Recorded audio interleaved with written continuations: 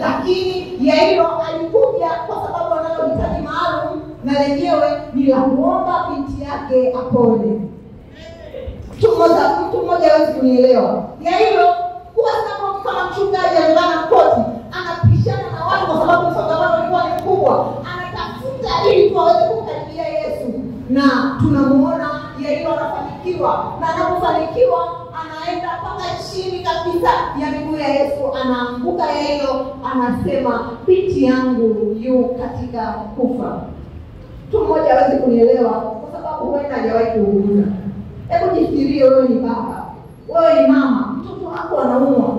Yairo kwa sababu alikuwa ni mtu mkubwa, huenda alikuwa ameshaenda kwa madaktari bingwa, huenda tayari alikuwa ameshapata huduma na akajua haiwezekani. Ndio maana anachagua kwenda kwa Yesu kwa sababu alijua kwa Yesu kuna uponyaji. Mtu mmoja hawezi kusema amina.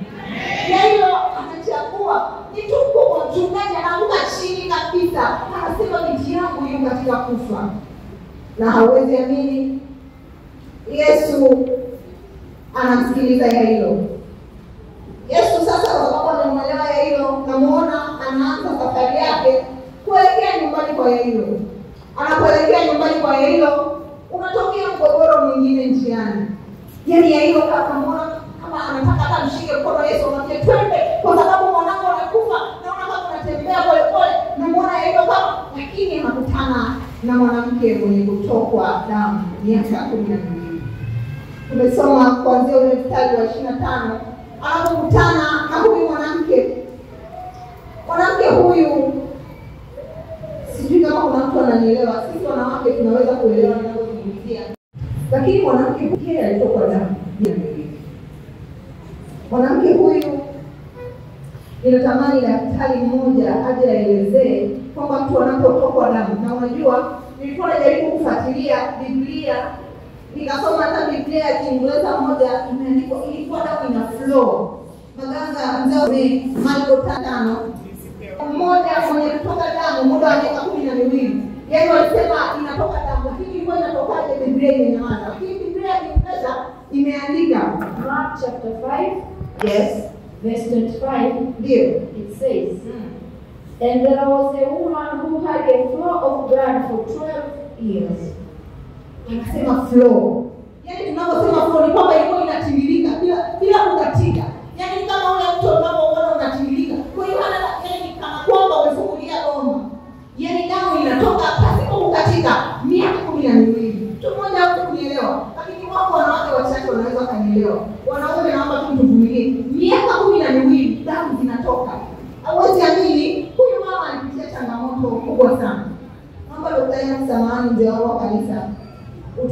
Waeleze kidogo.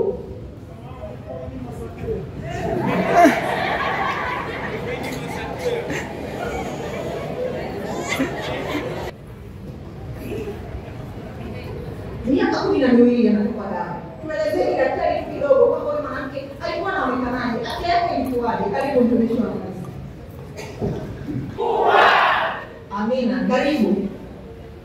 Asante. Nafikiri kwa hali ya kufikiri tu kwa haraka ni kitu ambacho akileti picha ambayo ni nzuri. Inaonekana huyu mama alikuwa amedhoofu kwa sababu mwili wa binadamu unahitaji damu kwa ajili ya shughuli za kila siku. Hata mtu ukiwa na damu tu kidogo utashindwa kufanya shughuli zako zozote. Hata mimi naanza kufikiri jinsi gani huyu mama aliweza kusurvive. Labda alikuwa anaongezewa damu, labda alikuwa anakula vyakula vya kuongeza damu miaka yote hii, lakini jambo la kustaajabisha, kitu ambacho hakiwezekani.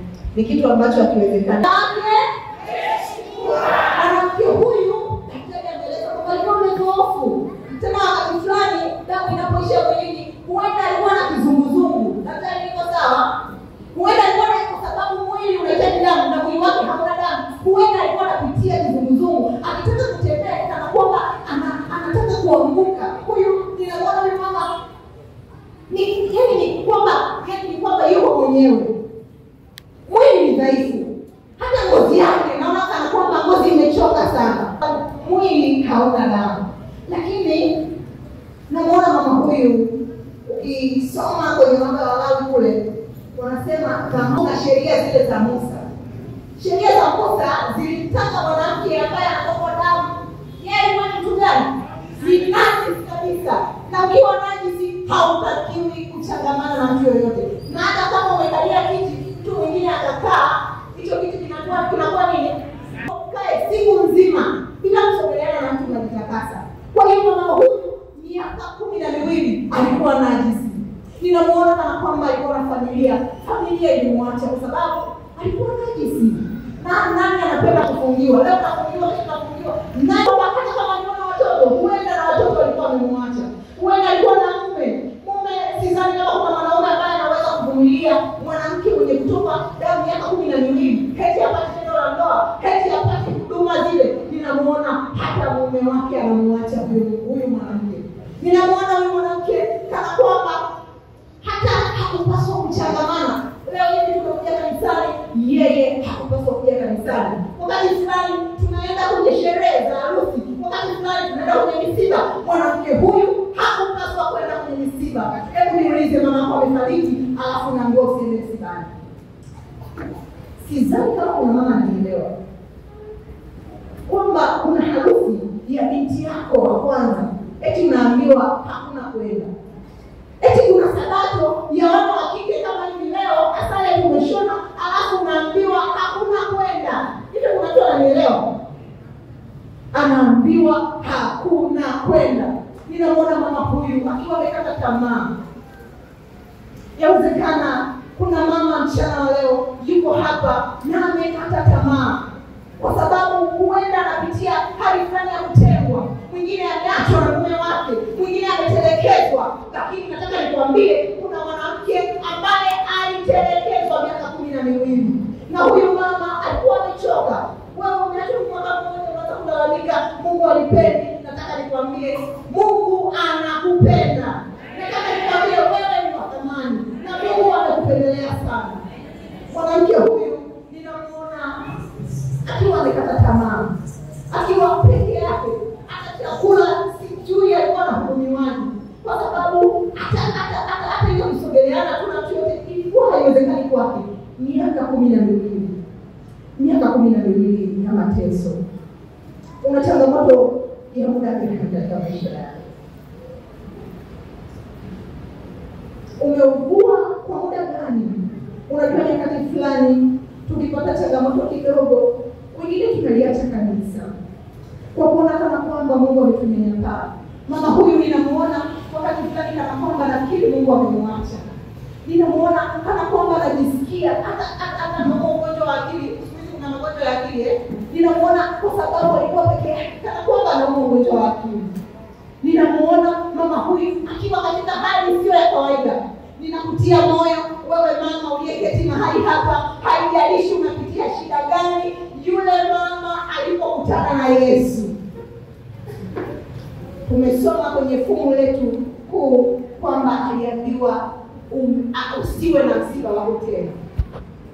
Sijajua mama mmoja aliyeketi hapa anapitia changamoto gani katika maisha yake. Ninamwona huyu mama, Biblia inaandika kwenye ule mstari wa 26 kwamba aliuza vyote alivyonavyo. Biblia inaandika vyote, kama alikuwa na kikombe aliuza, kama alikuwa na mashamba aliuza, kama alikuwa na viwanja aliuza, kama alikuwa na nyumba aliuza, kama alikuwa na nguo za thamani, huyu mama aliuza ili kujitibu. Lakini Biblia inasema usimfae kitu chochote. Je, unapitia umaskini gani ambao unakufanya umwache Yesu? Je, unajisikia pweke tu kwa sababu ya umaskini wako? Je, kwa sababu umepungukiwa tu vitu vidogo na hata unajiona haufai na hata unarudi nyuma na hata wakiona wakija kuja mbele wewe unabaki nyuma kwa sababu unajisikia ni maskini? Mama huyu alikuwa hana kila kitu.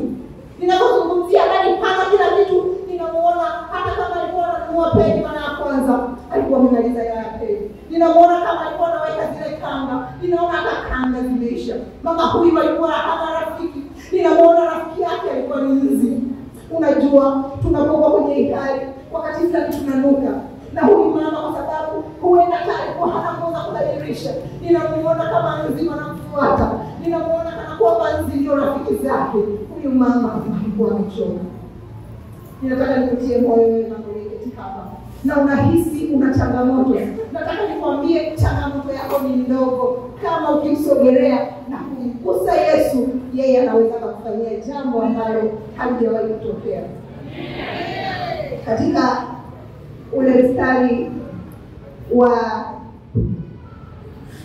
27, mama huyu aliposikia habari za Yesu, mama huyu akiwa amekata tamaa, aliposikia habari za Yesu, ninamuona kana kwamba anafanya maamuzi.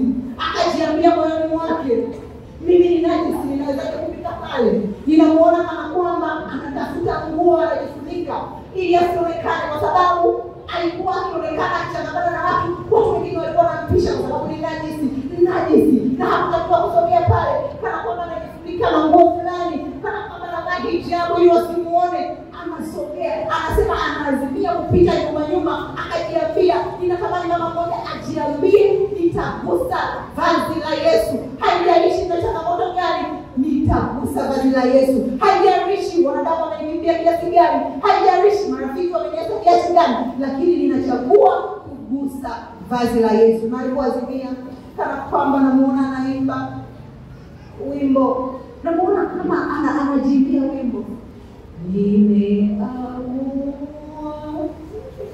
kumfuata Yesu, nimeamua kumfuata Yesu, nimeamua kumfuata Yesu, sitarudi.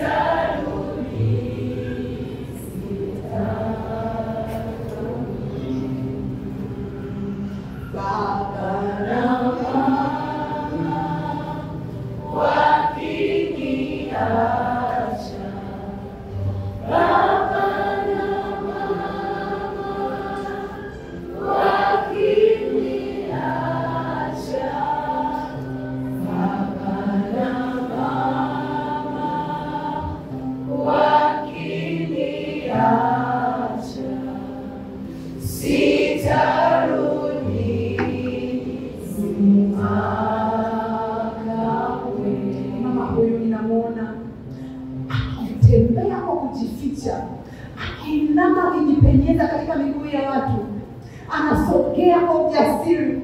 Ameamua, ameamini, amejiambia moyoni mwake kwamba nikigusa tu vazi la Yesu mimi nitapona. Ninatamani mchana wa leo mama mmoja aamue kugusa vazi la Yesu.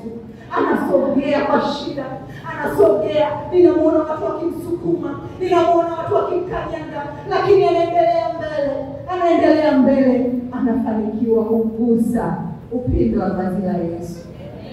Na unajua anapogusa upinde wa vazi la Yesu, anapogusa vazi la Yesu, chemchemi yake ikakatika. Wasabato hatuwezi kusema amina. Anapoamua kugusa vazi la Yesu, chemchemi, yeye miaka 12, yeye kwa sababu damu zilikuwa zinatoka kama bomba, akaona kabisa kwamba damu zimekatika.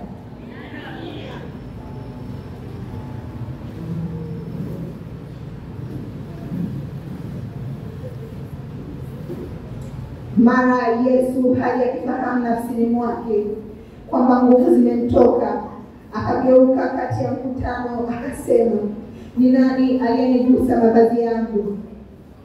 Wanafunzi wake wakamwambia, je, waona makutano wanavyosonga songa, nawe wasema ni nani aliyenigusa?